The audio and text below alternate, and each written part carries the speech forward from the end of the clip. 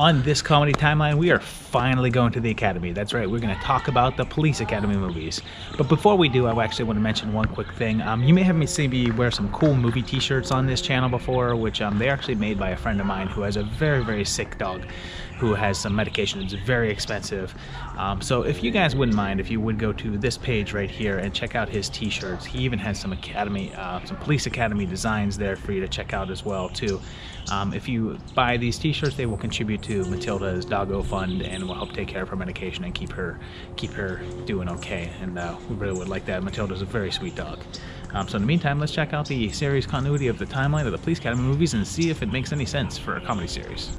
We first entered the Academy back in 1984 with the original Police Academy. The opening tells us that on March 4th, the mayor made it so that the requirements for police were reduced. So hundreds of regular people joined up. And right off the bat, we meet Tackleberry, the Goot, Castor Oil, Monsignor Larvell Jones, MD, Fackler, Gracie Law, Chad and Kyle, and Mahoney's t-shirt. Everyone seems to be listening to Relax, Don't Do It, which came out in 1984, so that's most likely our year. And we also meet George Martin, Lassard, Harris, Hightower, Hooks, and Sergeant Callahan. That's a lot of characters. They start training. Chad and Kyle turn out to be dicks. Tackleberry likes guns. Seriously, it's like his one character trait. We get introduced to the Blue Oyster Bar because in the 1980s, if you walked into a gay bar in a movie, you were basically raped. The cover of this Life magazine is from 1983, but it could just be an old one laying around. And, oh, and hey, the least you'll see of Georgina Spelvin in a movie. In a comedy highlight, Harris gets his head jammed on a horse's ass. And I know they're supposed to be cops, but Bubba Smith is playing a criminal, since he steals every scene. Hightower gets thrown out, and then Mahoney also gets thrown out right before, on a ride-along, Fackler basically starts a citywide riot.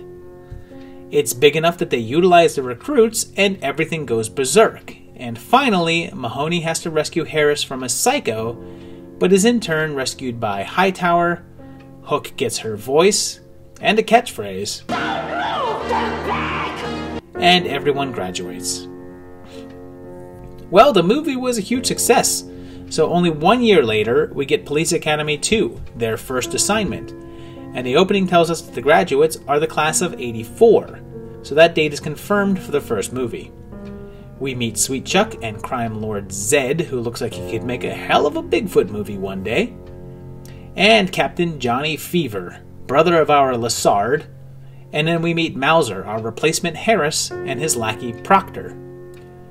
Wayne makes a cameo. I'm calling him Wayne because of the Wonder Years, but you'll also know him as, well, every douchey kid from every 80s movie. Tackleberry's back, as is Jones, Mahoney, Hightower, Hooks, and Fackler. We never see Kim Cattrall again, nor Leslie or Martin. Mahoney tries to just say Julie. Tack meets Kirkland, and we meet Vinny. This TV guide cover is from February '85, so it looks like we're set about a year later, and they start to crack down on the gang. Tack and Kirkland fall in love. We get our first taste of Kung Fu Jones. We head back to the Blue Oyster, and Zed escalates the attack. So Lassard is out, and Mauser is promoted, so Mahoney and Vinny are suspended. Goot goes undercover, and they head to Zed's hideout, which you'll see right behind me. And soon it's an all-out fight, and they take out the Bobcat so Hooks can use her catchphrase. Don't move, dirtbag! Tackleberry gets married, and the crew are victorious. So we're officially a franchise, as a third entry showed up 1 year later with 1986 Police Academy 3 back in training, and starts with the most dreaded team up of all, Mauser and Proctor with Chad and Kyle. Mauser's the head of his own academy now, and he wants to make sure Lassard's fails. Jones is back, and so is Callahan, and of course Mahoney, Hightower, Tackleberry, and Hooks. Fackler's back as well, and his wife is joining the academy, as is Sweet Chuck, Rich Guy Hedges, and Hooks gets her voice a bit earlier here. Zip your lips, slouch your butts to the seat, listen hard! Kirkland's little brother joins, and there's Cadet Nogata, love interest Cadet Adams, and Cadet Zed. Kung Fu Jones returns, and the thug from the first one pops in, as does the hooker, and there's a musical number.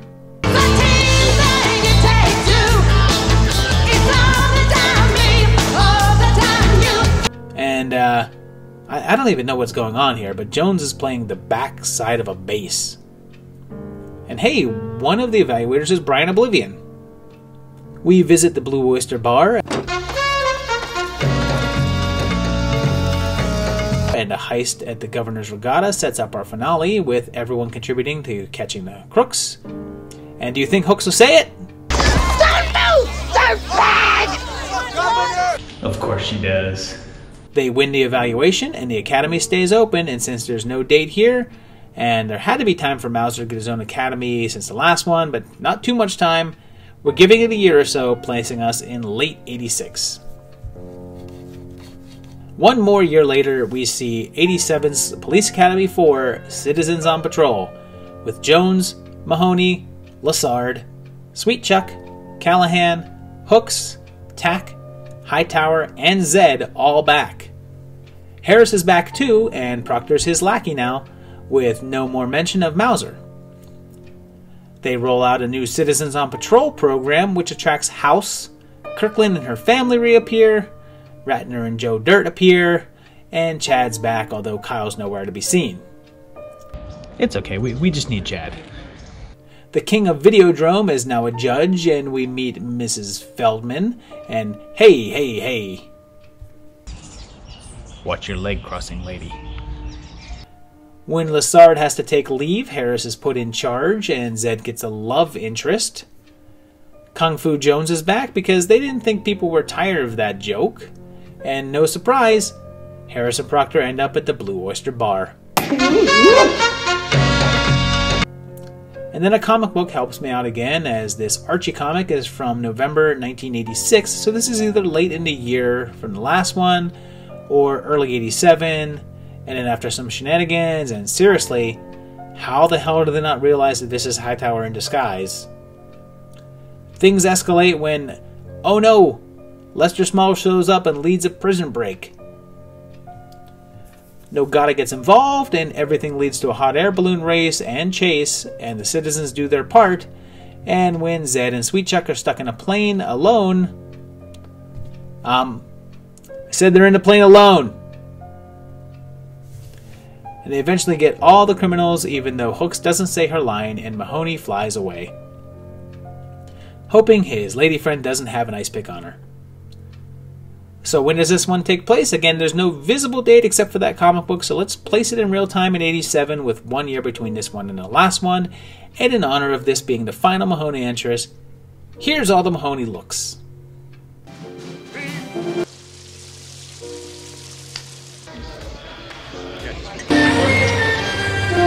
1988 came around, and next up is Police Academy 5, Assignment Miami Beach. And Harris and Proctor are back, of course, and we can see that House has completed the academy, and Lassard says that they're the class of 88, so that's our year here, and Lassard is forced to retire, and they head to Miami to honor him. Callahan, Hightower, Jones, Hooks, Tackleberry, and House are all here, and they're all sergeants now except for Callahan, who's a lieutenant, and House, who's just an officer. Odo is the head of a bunch of thieves, and we're 5 movies in, and I'm pointing it out now, but the whole thing with Jones only works if you understand that this is a universe where people are completely incapable of determining where sounds are coming from. We then meet Lassard's nephew, Rick, our replacement Mahoney. Tack scares off a very real-looking shark. And Kung Fu Jones again. I don't know why this is the funniest thing in the movie to me, but take a look at this excited extra. Hooks gets to yell early. Back off, you turkey! Lassard gets kidnapped, Harris gets kidnapped, and there's a big chase scene with, what are these things called? Hovercraft or something? There's a very realistic gator to go with the shark, and Lassard saves himself, and the gang get medals. Hightower gets promoted to lieutenant, and they let Lassard stay on without retiring, and this is the first in a series to not feature the Blue Oyster Bar. Okay, reality check here, because we are 5 movies into this, and the biggest crime of all is that there's 0 character development. You know, I know that they're wacky comedies and all, but all we know about Hightower is that he's big and strong. Tackleberry likes guns, that's his whole character. Jones makes noises, Hooks is quiet, Callahan has boobs. The only character that has any sort of arc whatsoever is Zed. Anyway, back to the crunch hits. We keep on going with the 1 movie per year rate, which is pretty impressive, with 1989's Police Academy 6, City Under Siege. This license plate expires in December of 89, so we're in 89 for sure, so it's 1 year after the last one, and Proctor and Harris are back, and Harris says that Christmas is only 4 months away, so it's like August or something. We meet the mayor, who's a guy, so I guess the previous mayor was voted out, and to stop a crime wave, they call Lassard in, and he gets Callahan, and Jesus. Was Hank always a cop? Mrs. Feldman is back, but all of a sudden she's Mrs. Stanwyck, so I guess it's either a different character or she got remarried. And look, I mean, how do they realize that the sound's not coming from this guy? Jones is across the room. Hooks is back, and so is Tackleberry, and he has a son now who they've never mentioned before, who is about 8 or 9 years old, which doesn't make any sense considering Tack and Kirkland only got married 4 years ago, and the oldest that he could be would be like 3 years old. We get the grand reappearance of Fackler after a 3-movie absence, and the crime boss is Bud the Chud. Nick does the Mahoney look, and there's a mysterious mastermind, and Harris says that he wishes he could vote for the mayor for a 3rd term, so he's been a mayor for at least 6 years, so I guess that it's possible that this is a different city than the first 2, unless he was voted in right after the 2nd movie, and it's just in the 1st year of his 2nd term. Shenanigans happen, and fun fact, I work right here. Pretty soon the group are after the gang, and Hightower finally has a worthy opponent, and aw man. Just when you thought you'd escape seeing Kung Fu Jones, nope. He's in this one too. And, not to be a bummer, but would you believe this little girl's in jail for sex trafficking? Not a fun fact. They unmask the mastermind, and to no one's surprise, it's the mayor, and the guys get commended yet again. So the gang went away for a little while and didn't resurface until 1994 with Police Academy's mission to Moscow, which didn't include a number for the first time, but you're not fooling anyone. It's number 7. We see a news story about a game created by a Russian mob boss who is actually Hellboy. Lassard's back again, and we see a file for a cadet named Webster who was born in 1973 and he graduated college, so unless he's a super genius, he'd be about 22 or 21, placing this in 94 or 95. We meet Cadet Connors, who's Ferris Bueller. No, really. And Tackleberry, Jones, and Callahan are back again, and so is Harris, but that's it. This pared down group heads to Russia to meet with Dracula and Katrina, and this newspaper seems to show a date of 1991, although that would make the cadets only 18 years old, so that's wrong. I guess because it's Russia, maybe? Callahan gets another musical number, and in case you had any doubt that Jones's voice wasn't a voice thing, it's actually some sort of weird superpower. He opens a safe by imitating the sound of the dial moving. And, oh yeah, there's Kung Fu Jones. Heaven forbid they miss that. Harris does the White Swan, but luckily we don't see him humping his pillow. And just pointing out, we've scaled back the main cast to only 3 series regulars plus Harris and Lassard, and still, no one gets a drop of character storyline. Anyway, this invoice says that the order date is 92/15/94. I'm assuming that the first number is a mistake and it's showing the year is 94, and they get Constantine on the run and Lassard takes him down. So that may have been it for the films, but there was also a 2-season animated series which featured a whole cast of characters, although none of the live-action cast did the voice acting. The series apparently takes place sometime after the 4th film and before the 5th, although considering that that's only a 1-year time gap and there's 2 seasons of the cartoon, that's a bit of a stretch, but it's not really canon anyway. There was also 1 season of a live-action series which aired in 1997 featuring a new cast of cadets, and the only regular recurring cast member from the films was Michael Winslow as Jones, although there were guest shots by Callahan, Mauser, Lassard, Hightower, Tackleberry, and Sweetchuck, although a few of them played new characters for some reason. There was also a sort of partial reunion in the Lavalantula films on Sci-Fi with Steve Guttenberg, Michael Winslow, and Leslie Easterbrook, but I'm sure I'll eventually cover those films. Yeah, I'm looking real forward to that one. Really. So let's go over the recruits here, just for the hell of it. With 1 appearance each, we have Part 1's cadet Karen Thompson, Vinny from Part 2, Part 1's George Martine, Kyle Connors from Part 7, and Leslie Barbara from the first one. With 2 appearances, we have Tomoko Nagata from Parts 3 and 4, Kathleen Kirkland from 2 and 4, Mrs. Fackler shows up in Parts 1 and 3, Kyle Blanks also from 1 and 3, Nicholas Sard from 5 and 6, House from 4 and 5, and the villainous Mauser from 2 and 3. But Kirkland has 3 appearances, once as a civilian, once a cadet, and once as an officer in 2, 3, and 4. Chad from 1, 3, and 4.